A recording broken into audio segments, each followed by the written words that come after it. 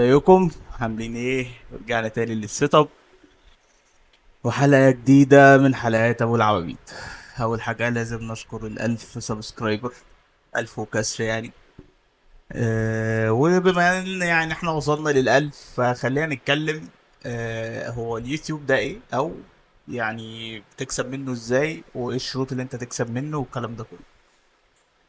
خليني اقول لك، انت اول ما بتفتح اليوتيوب اكيد او بتعمل شانل على اليوتيوب بيبقى لك زيرو سبسكرايبر، زيرو مشاهده، الكلام ده كله.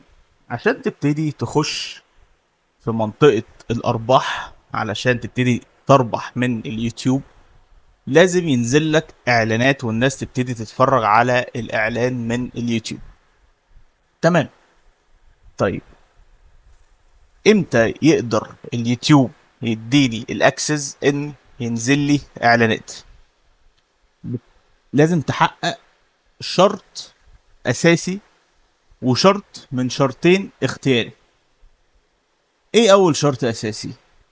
لازم توصل لألف مشترك، ودي حاجة القناة الحمد لله قدرت تحققها في خلال تقريبا 30 يوم.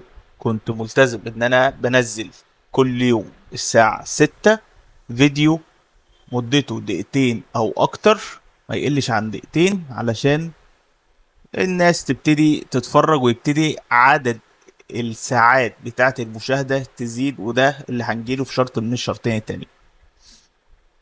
فأول شرط اتحقق وهو الألف مشترك. ايه تاني شرط؟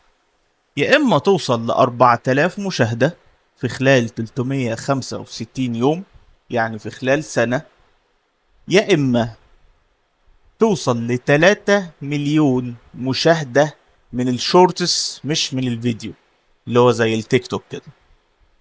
الشورتس بتاعتك لو وصلت 3 مليون مشاهدة في خلال 90 يوم، مش 365، في خلال 90 يوم، شرط من ده او الشرط بتاع ال 4000 ساعة، من هنا تقدر تبتدي تخش في النكست ستيب، مايلستون التاني، حتى هو بيكتب لك مايلستون، وتبتدي تحط اعلانات عندك في القناة وتكسب من الاعلانات. طيب، ايه المكسب او اليوتيوب بيكسب كام؟ ده اكتر سؤال هتسأله لنفسك، وهتبتدي اللي هو طب هعمل كذا وهعمل كذا، طب ومحتاج ايه والكلام ده. محتاج ايه في اليوتيوب؟ انت بس تبقى تعرف تصور، اول حاجة، اول خطوة تصور فيديو ونزله.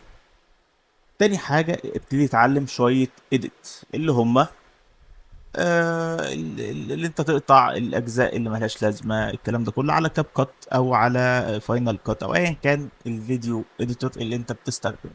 يعني ستيب باي ستيب بتمشي بيها علشان توصل للاحترافيه. بعد كده بتبتدي تجيب لايتنج، تبتدي تجيب مايك احسن من اللي معايا، أنا بدور لسه دلوقتي على مايك.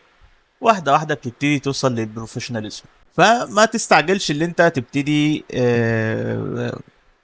يعني 100% صح والكلام ده كله، لا، واحده واحده، ما تصرفش كتير، ما تعملش كتير، واحده واحده، وكل حاجه هتيجي ان شاء الله. هكسب كام من اليوتيوب؟ السؤال الاخير بتاع الحلقه. هتكسب على كل مليون مشاهدة 3000 دولار. يعني على كل 100 ألف مشاهدة 3 دولار. لو انت عايز بقى تبتدي تحسب الناس بتكسب كام، خد بالك الحتة دي لافريقيا وايه والخليج. الخليج ممكن يعلى اكتر، ممكن يعلى 4000 دولار، افريقيا ممكن تقل شويه، ممكن تقل 2000 ونص، الكلام ده. فانت بتتكلم في رينج تقريبا ال 3000، لان انت مش كل مشاهدات هتجيلك من مصر او من افريقيا، هتجيلك برضو من دول الخليج شويه. فحط رينج 3000.